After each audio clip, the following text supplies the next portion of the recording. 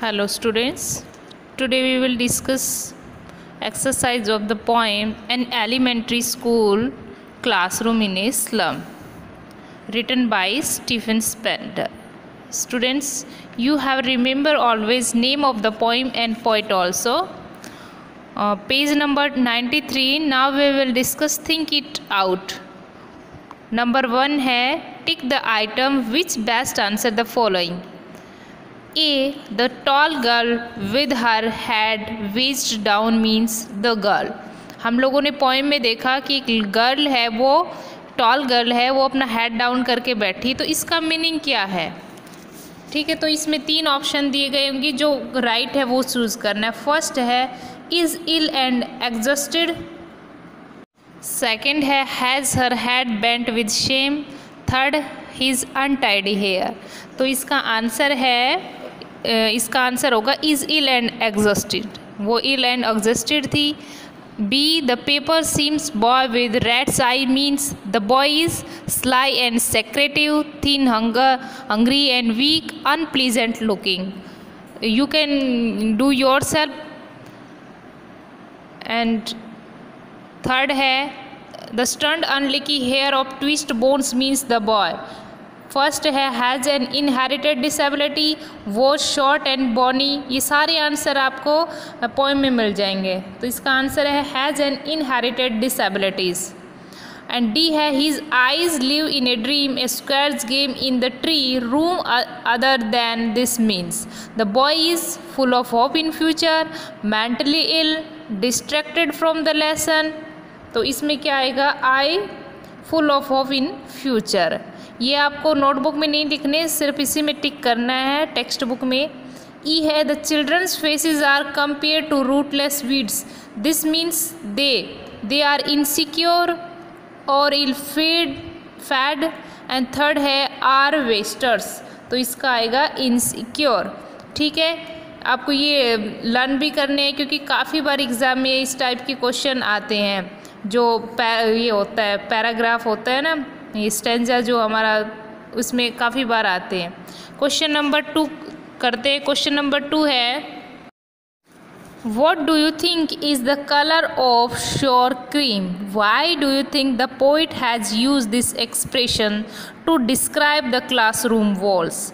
तो हमें देखा था पोइम में कि जो क्लासरूम वॉल्स है उनको पोएट डिस्क्राइब करता है कि वो किस तरह से क्रीमी कलर हो जाता है. आंसर है the colour of sour cream is off white. The poet has used this expression of suggest the decaying except the deteriorations in the color of the classroom walls symbolize the pathetic condition of the lives of the scholars, the children of his slum school. इस slum school के बच्चों को describe करता है, उनको symbolise करता है, उनकी पैथेटिक सिचुएशन है उसको डिस्क्राइब करता है. ये जो क्रीमी वॉल है ये. क्वेश्चन थर्ड है The walls of the classroom are decorated with the pictures of Shakespearean buildings with domes, world maps and beautiful valleys. How do these contrast with the world of these children? ठीक है, तो हमने ये पढ़ा था कि जो शेक्सपियर है वो उनके जो कुछ क्लासरूम में कुछ डेकोरेटिव पिक्चर्स लगे हुए हैं, जो मैप्स हैं, डोम्स है, बिल्डिंग है और कुछ वैलीज भी दिखाई गई है. तो आंसर है the picture that decorate the walls hold star contrast with the world of these underfed, poverty stricken slum children living in cramped dark hole. Obstacles hamper their physical and mental growth. The picture on the wall suggest beauty, well being, progress and prosperity, a world of sunshine and warmth of love, but the world of the slum children is ugly and lack of prosperity.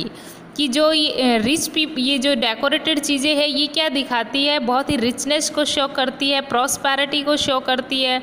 लेकिन जो slum area के बच्चे हैं उनके लिए अगली है और उनके पास इन सब चीज़ों की कमी है. वो फिज़िकल स्ट्रॉन्ग नहीं है, न मेंटली स्ट्रॉन्ग है और इस तरह की जो कोई ब्यूटी नहीं है जैसा कि इस डेकोरेटेड पिक्चर्स में दिखाया गया है. Question 4. What does the poet wants For the children of the slum, how can their lives to be made of change?